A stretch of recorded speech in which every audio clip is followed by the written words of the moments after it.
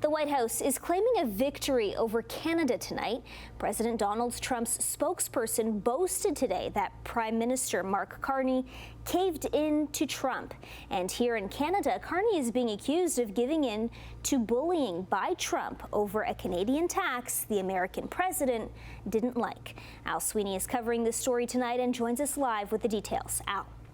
Kelly, this comes the day before Canada Day, with Canadians already nervous about Trump's sniping at Canada as the 51st state.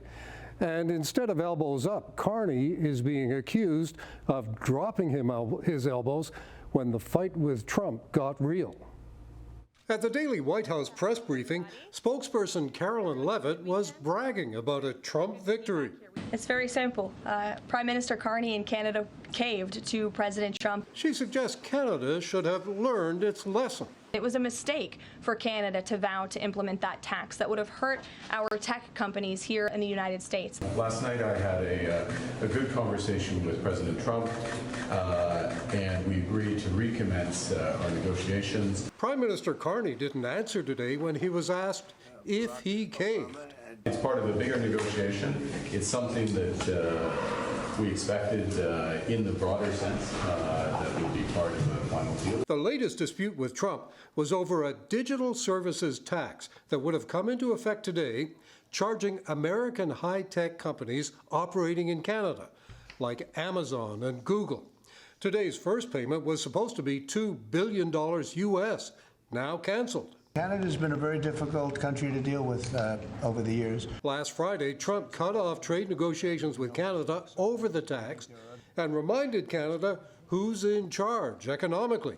And we have all the cards. We have every single one. We have such power over Canada. I'd rather not use it. Tech analysts say canceling the tax is going to hurt Canada's tech industry.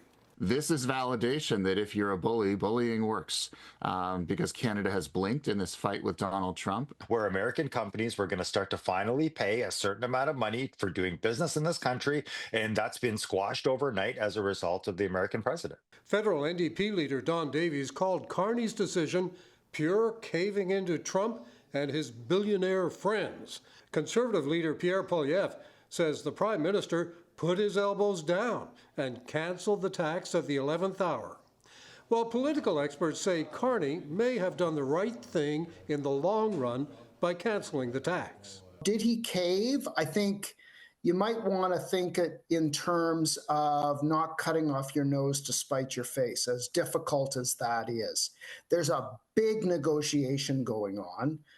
In a context in which there are tariffs going back and forth. It is, I think, a blow publicly, certainly. It doesn't look good for the government or for Mark Carney. It would appear that Donald Trump sort of made a threat and that Mark Carney capitulated. The reality is that we know that this has been on the negotiating table for some time, certainly at least since the G7 meeting, and it was always seen as a bargaining chip. Carney says he was able to get overall trade negotiations restarted as of today. And he has the support of groups like the Canadian Chamber of Commerce, which says Canadian consumers and small businesses would have wound up paying the cost of the digital services tax. Kelly. Thank you very much, Al.